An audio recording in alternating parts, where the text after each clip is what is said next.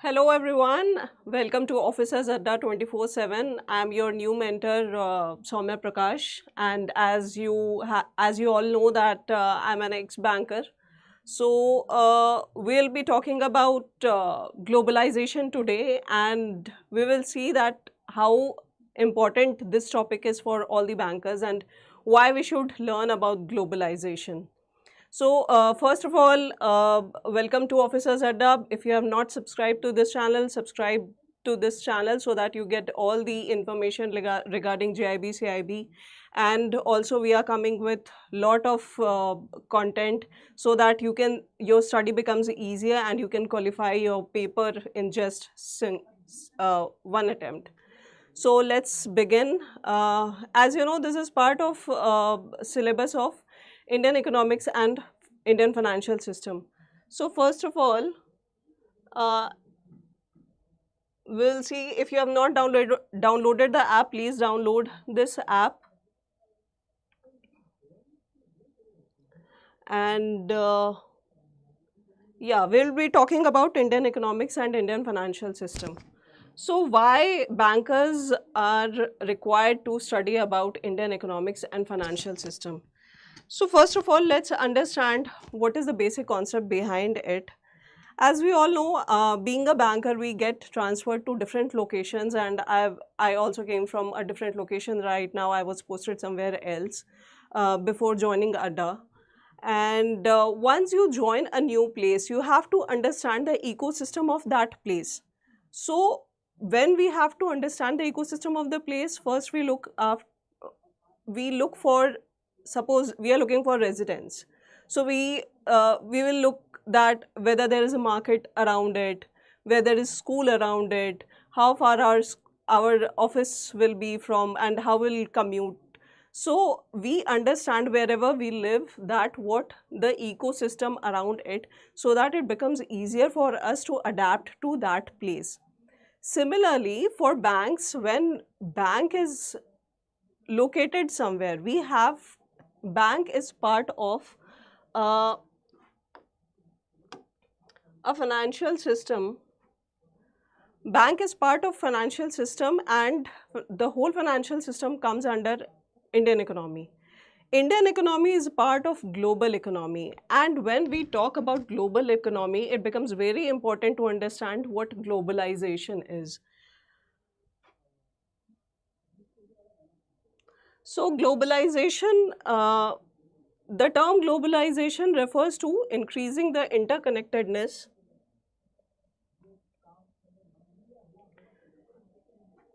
Globalization refers to increasing interconnectedness of the worlds.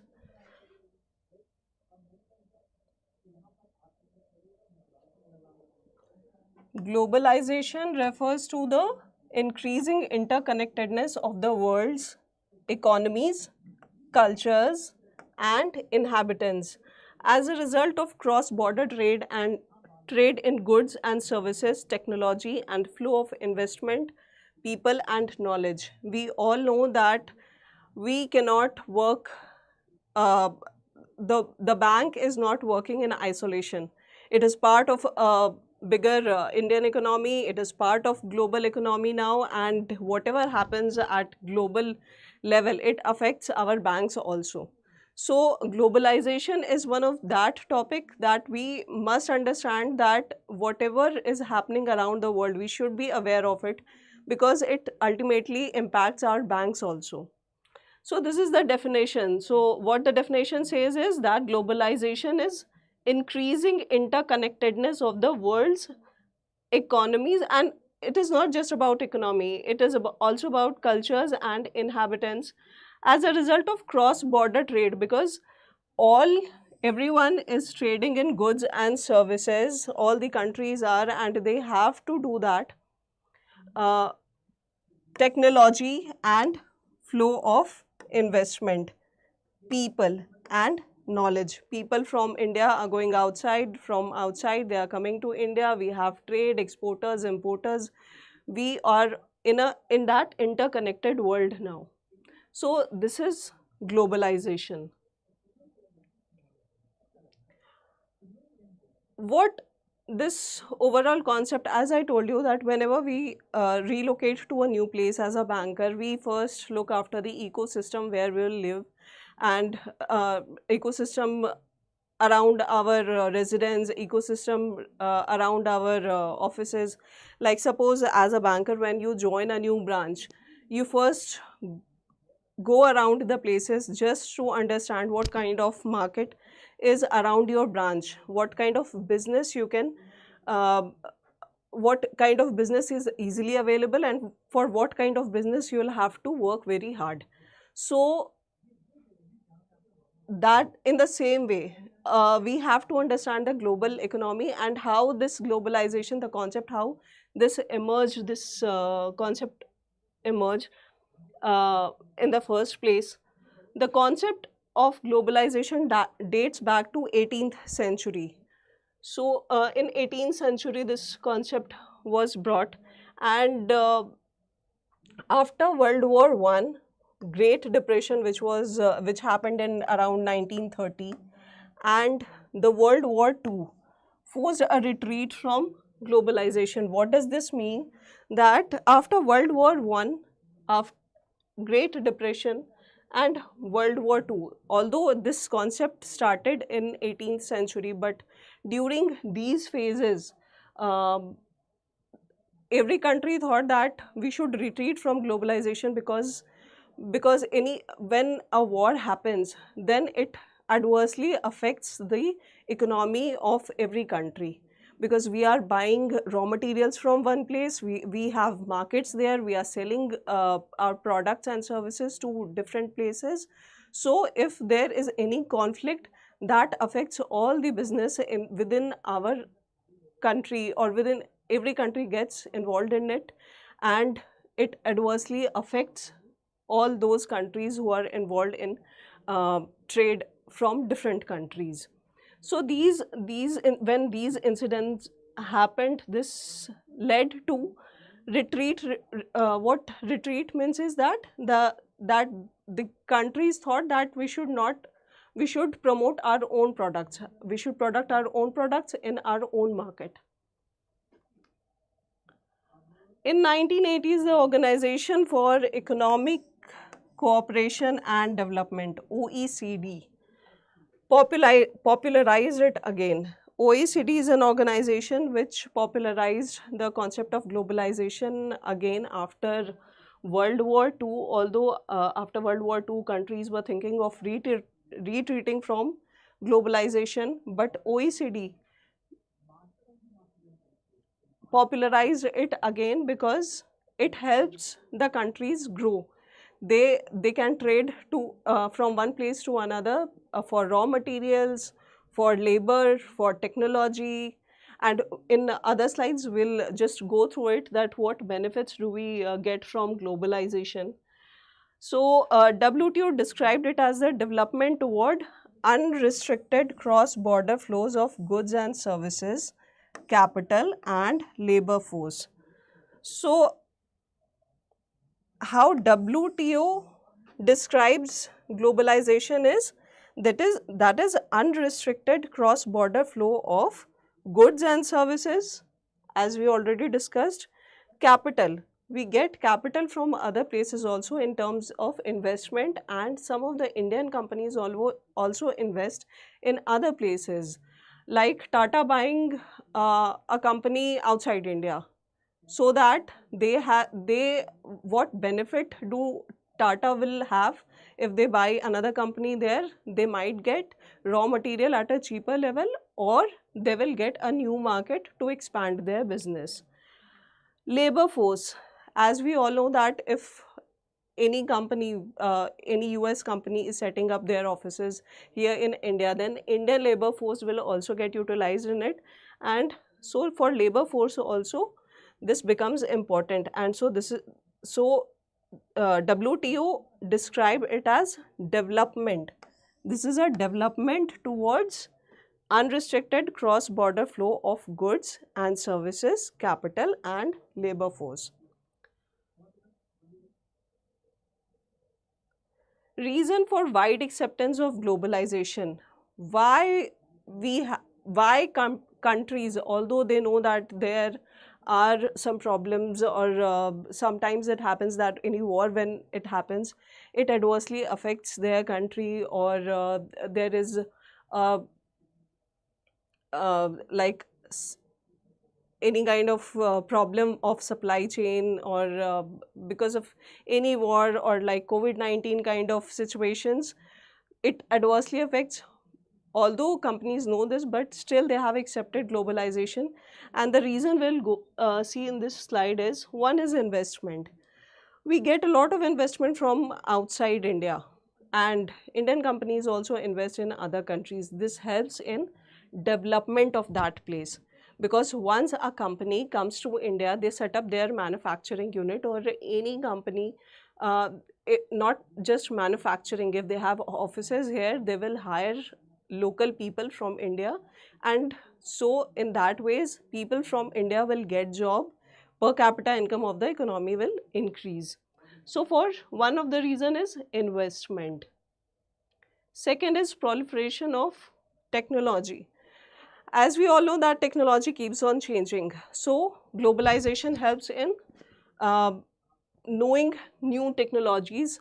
It also increases the productivity, because efficiency of every company increases with technology.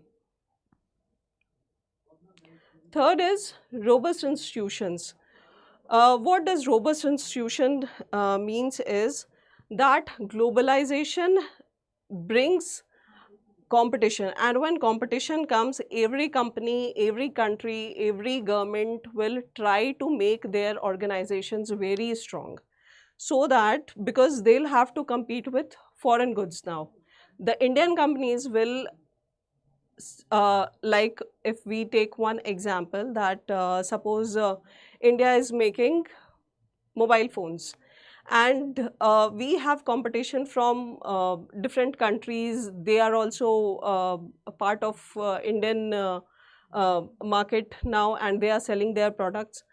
Then in that case, if our institutions are not robust, they will not be able to survive in that competition. So globalization helps in robust institutions. Effective macroeconomic policies. Macroeconomic policies helps foreign companies as well as Indian companies to survive and thrive in the economy.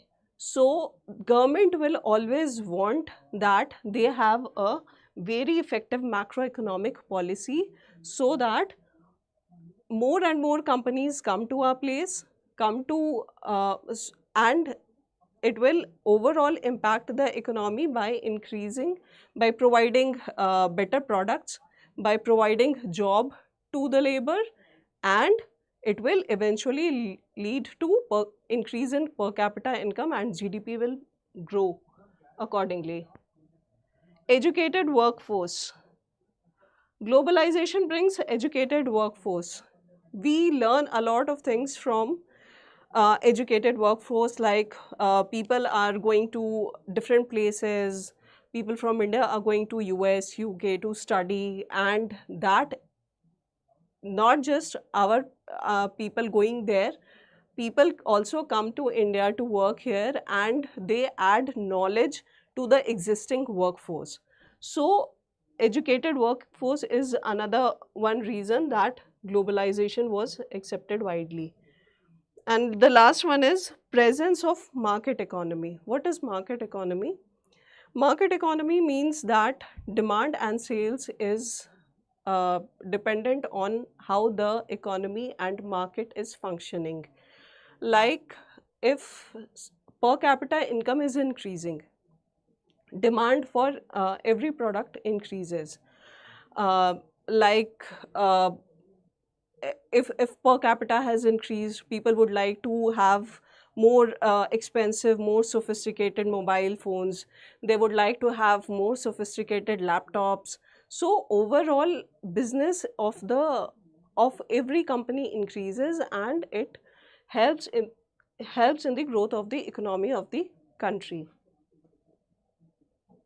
Benefits for developing economy. Most of the points are similar to what we have seen in the last slide, so I'll not be discussing it in detail because I've already explained what that means.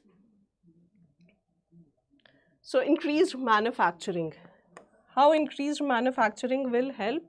Increased manufacturing will again help in increasing the per capita income. The products will become cheaper because if efficiency increases and manufacturing increases, our supply will increase and ultimately supply will increase, labor will get more jobs,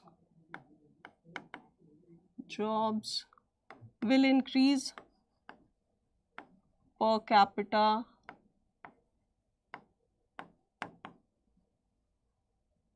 income will increase, right? And when manufacturing increases, GDP will automatically increase. What is GDP? Gross domestic product.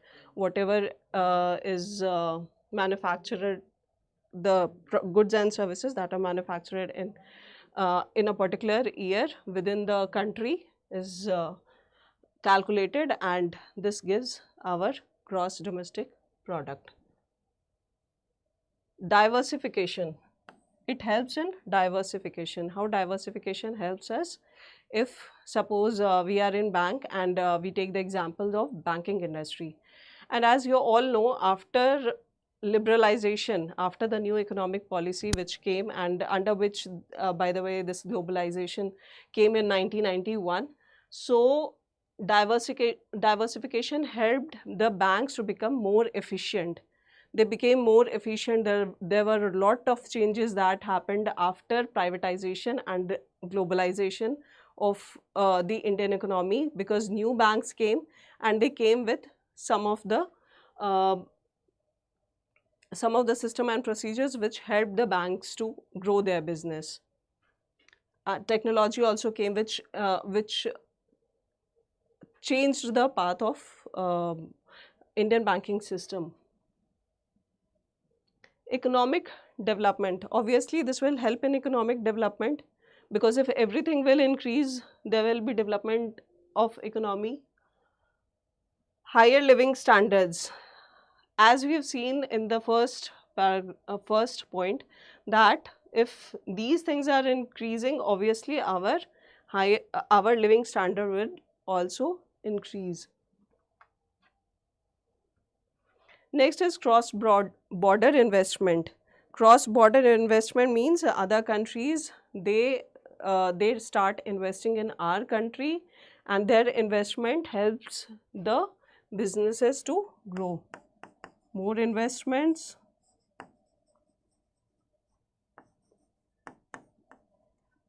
more business growth.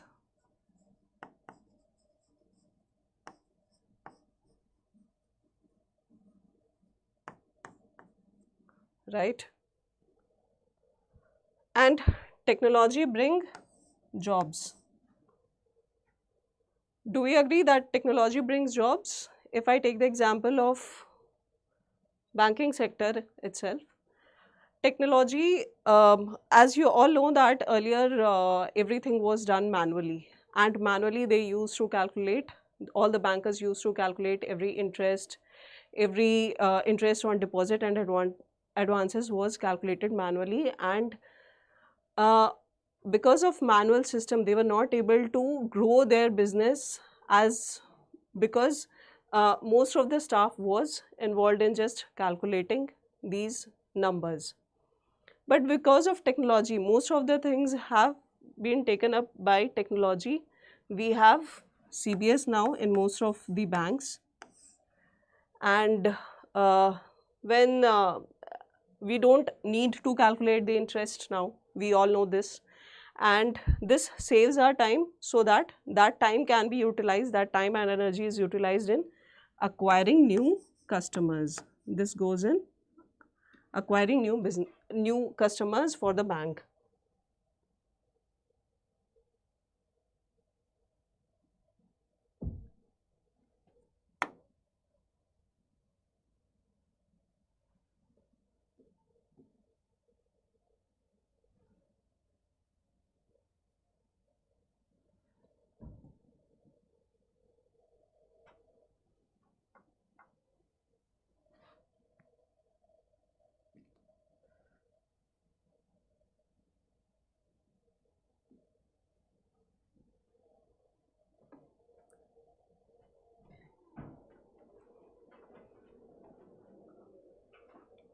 Impact on India. So, what was the impact on India?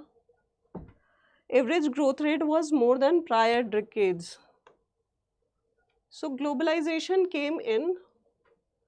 Uh, when we talk about globalization, let's talk about new economic policy as well. New economic policy. This came in 1991-92.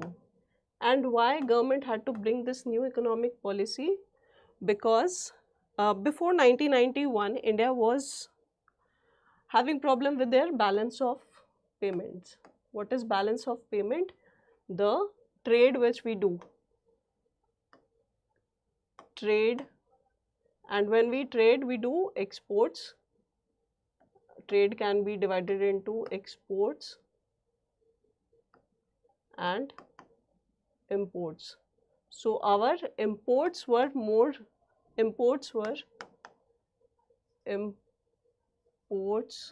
greater than exports. When imports are greater than exports, then there is problem with balance of payment, and for that India had to go to organizations like IMF or World Bank.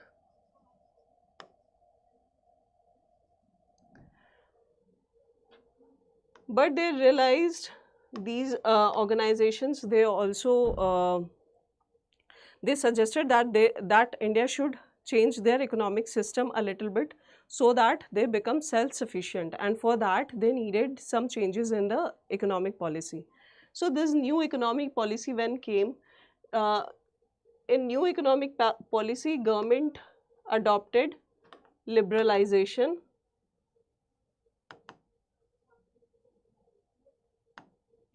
privatization,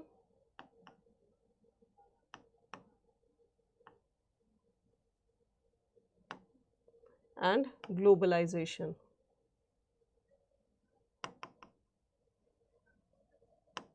So what is liberalization? They made their trade a little bit of liberal. There were a lot of barriers in the trade because of which exporters and importers were unable to do a lot of business. So they liberalized their policies. Privatization happened. A lot of public sector or a lot of industries like banking system was also privatized. A lot of private banks came after 1991, as you know that, like banks like ICICI, HDFC, they came into existence after this new economic policy. Globalization means that the government opened their market for foreign goods as well, and that also helped India to grow. And what was seen is that, what was the impact of that globalization? That the average growth was more than the prior decades. It also led to new technology which were implemented. New technology came at internet came.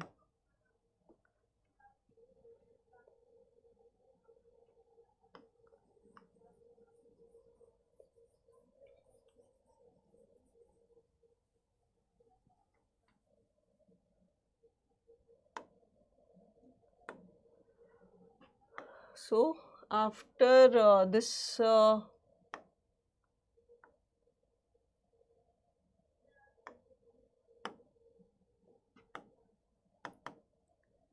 internet was introduced, TV was introduced, and every development, we have seen that mobiles came into existence in last 15-20 years. So they have completely changed the way we do business. Even I'm giving the examples of bank. In banking sector also, as you know that we were doing manual work some 15-20 years back. After that, a different system came, and then computers were introduced. And now what bank is focusing on?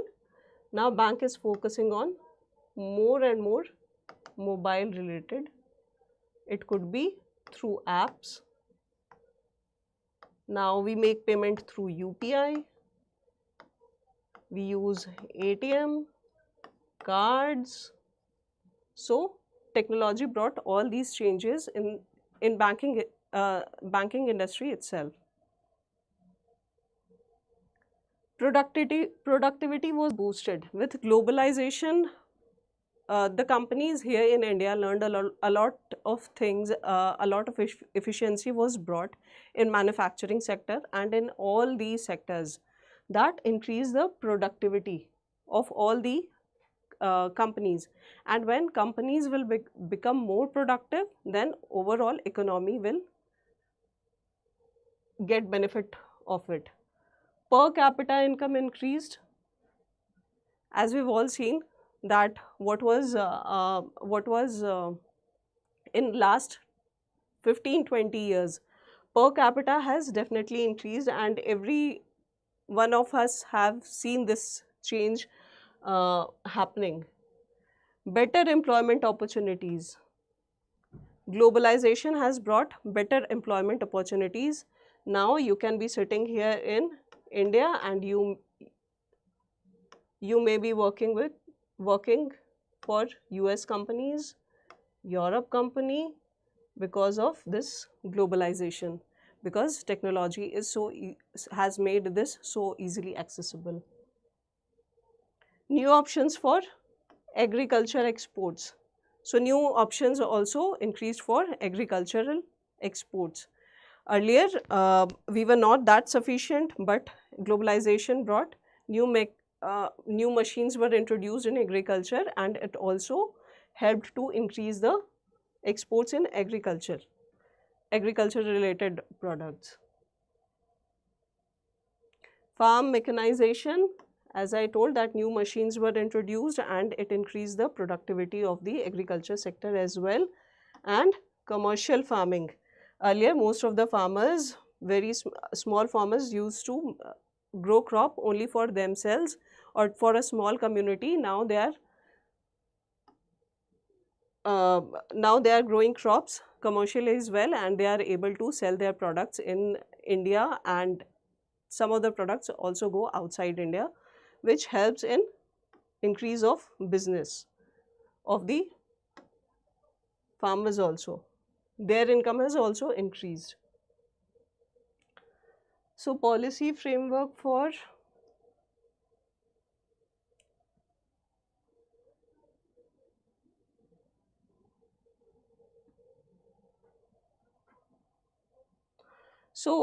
policy framework, every government who needs this policy framework? Government. Why do they need this?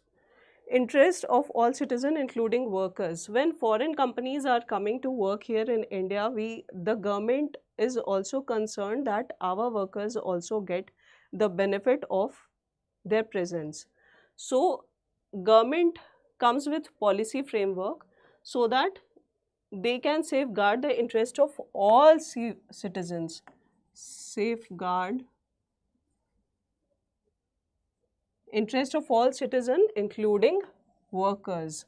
So we have laws for workers which the foreign companies also have to abide with.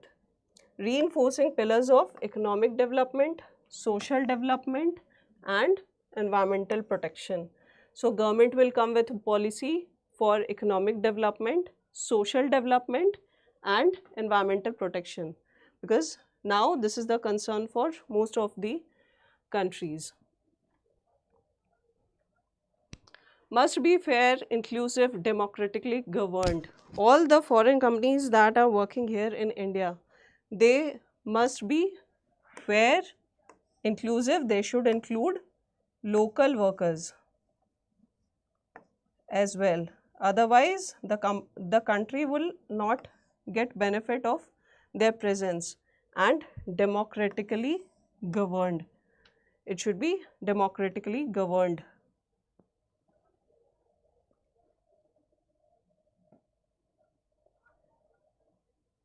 And the companies who are coming to India to work here or to do business, they must provide opportunities and tangible benefits to all countries and people, that this trade, the trade which we are doing for trade between different countries, all the countries, if we are doing trade with them, it should be win-win for both, or if there are multiple countries involved, then they all should benefit from globalization, and that should bring more opportunities and tangible benefits to the people of that place. Now, we have covered almost every topic of globalization, because this is a very small topic in Indian economic system. Deglobalization, what deglobalization means? The process of reducing dependency and integration amongst particular units throughout the world is known as deglobalization. But why we are going towards deglobalization? As we all know that there were some, and one of the example of deglobalization is Make in India policy of Government of India. That government is saying that we should promote Make in India products. Deglobalization means it is opposite of globalization, that we are now reducing dependency and integration amongst particular units throughout the world, and this is known as deglobalization. So we'll look at why we are why countries are now thinking of protectionism. This is called protectionism. They are protecting our companies, our people, and the products that we are manufacturing. So protectionism is to protect home products and workers from foreign competition. This is responsibility of government to protect. So globalization, although there were many benefits, but there were many incidences that happened in the past, like Brexit happened, or COVID-19 happened, or Russia-Ukraine war happened, that adversely affects the businesses of various countries because of problem in supply chain, problem in getting raw materials, and like in COVID-19, the borders were closed and it was very difficult to transfer products from one place to another. So now countries are promoting their own products and their workers as well, so that workers also don't get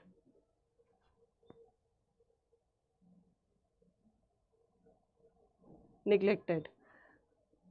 Three main forms how deglobalization or how government protects their own economy: through tariffs, import quotas, and non-tariff barriers. What is tariff? Tariff is imposing some extra amount or putting some tariffs on some of the products which we are bringing in India through imports. What is import quota? Import quota means that government decides that only particular quota of amount can be imported in our country of any particular product. And non-tariff barrier means government denying some of the products or not giving permission to import certain products into the country. So these are non-tariff barriers which government, these are three main forms through which they are using protectionism to protect our home producers and workers. What this results in? This results in decline in trade, price rise. Why decline in trade? This will result in decline in trade because if a country becomes starts protecting its own companies, then the trade between two countries, the country which was exporting and we were importing, they may decline. That since you have, suppose, import quotas, either you buy at higher prices or we will not be selling it to you, we will sell it to some other country. the prices will rise.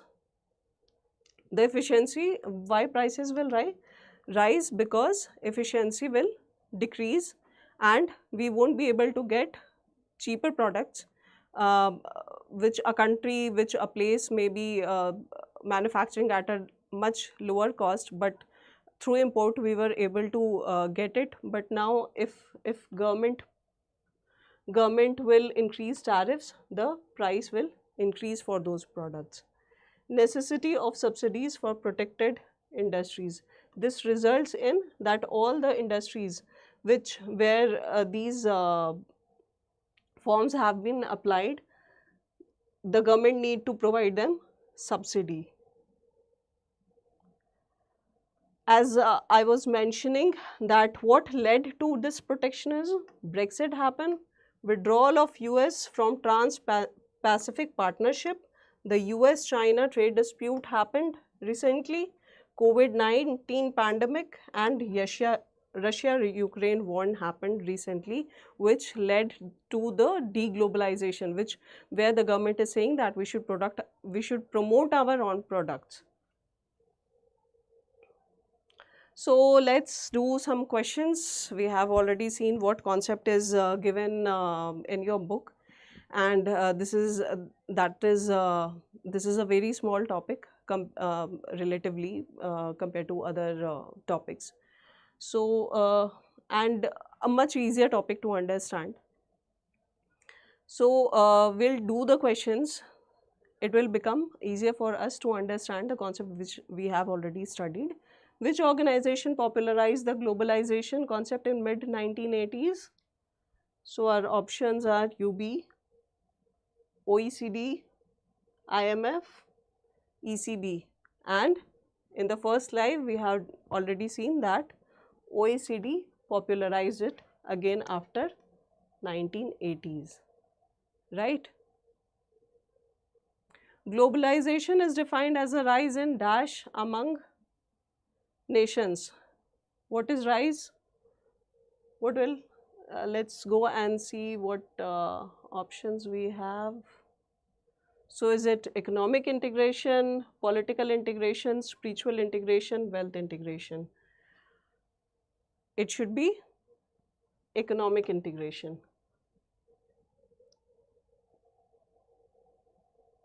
The process of reducing dependency and integration amongst particular units throughout the world is known as, what is it known as?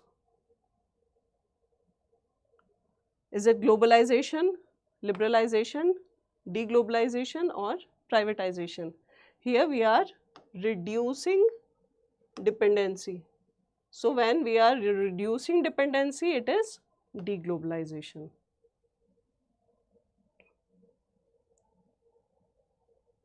Concept of globalization was introduced in India with dash. What happened in 1991? Where it was introduced?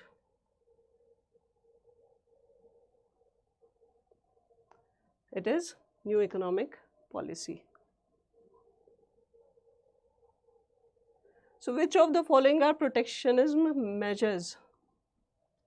Increased tariff, as we have already discussed in our last slide, increased tariff, increased quota, and non-tariff barriers. Increased capital account convertibility is wrong. So we'll look at the options. This is not correct, this is not correct, this is not correct. 1, 2, and 3 are correct. So this is all in globalization. If you have not purchased, if you have yet not purchased your JAIIB CAIIB, and if you are preparing for October 2024 JAIIB CAIIB, go and buy your pack so that you get all the details there, and you will also get practice questions, case studies, and the teacher will be taking your live classes so that it becomes very easier for you to clear the subject, all the subjects in one go, and you clear it in